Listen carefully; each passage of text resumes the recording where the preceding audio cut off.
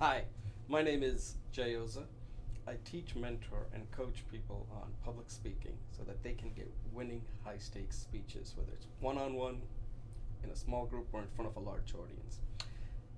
I have a thought of the day today, and it has to do with something that Donald Trump said regarding his tax return, where he took a write off close to $1 billion.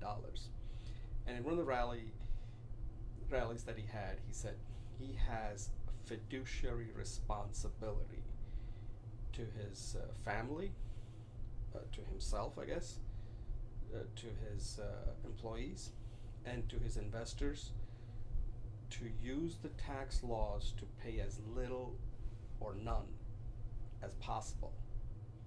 And we would all agree with that.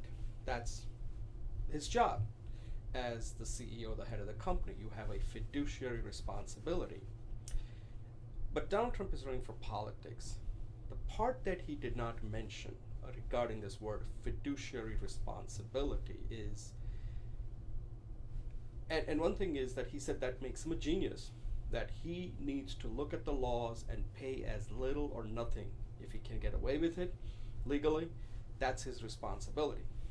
Okay? That makes him a genius, and that's why you have lawyers and tax accountants and all of them. They help you do that. They know that. They can help you.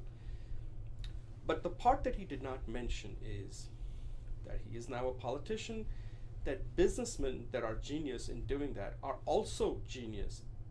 They also have a fiduciary responsibility to make sure that nothing ever changes. That also makes them genius.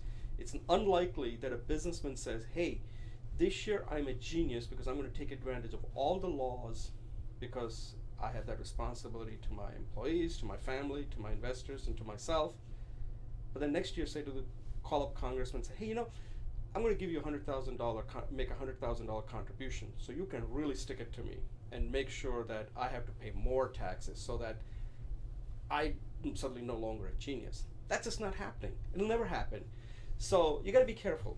When they use the word fiduciary responsibility that makes somebody a genius, then why would they suddenly become a dunce and go to these same congressmen who passed these laws and say, hey, I don't want to be a genius anymore. I really want to be a dopehead and just keep on raising my tax or get rid of loopholes and increase my tax rate so that I'm no longer a genius.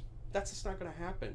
So my thought of the day is that you got to be careful when they use this thing like fiduciary responsibility. Yes, it sounds good, it makes sense, but that same responsibility also applies when it comes to making sure that nothing ever changes. And a perfect example of this is the Obamacare bill. Everybody had fiduciary responsibility to make sure that they did not lose money. And because of that now, the bill got passed. The insurance companies don't want to lose money, and now you're seeing that people's rates are going up. And the reason that's happening is because everybody has a fiduciary responsibility to their investors, to their employees, to themselves, their family. So why would they ever want to change that? And that is the crux of the problem. That is the crux. Nothing ever changes because everybody is operating under that fiduciary responsibility. And people who elect politicians think that they're going to represent them, but that's just not how it works. You got businessmen out there who have resources to make sure nothing ever changes because it's not in their interest. They would be fiduciary irresponsible. So I just wanted to kind of explain that when you hear people use that fiduciary responsibility, also ask them, why would they suddenly become responsible when they're doing their taxes and then become irresponsible and say, hey, you can now raise it? It's just not going to happen. That's why nothing changes regarding the tax laws, and it's very difficult to reverse things that are already in place because people have their own fiduciary responsibility. Hope this makes sense, and let me know what you think, and thank you for watching.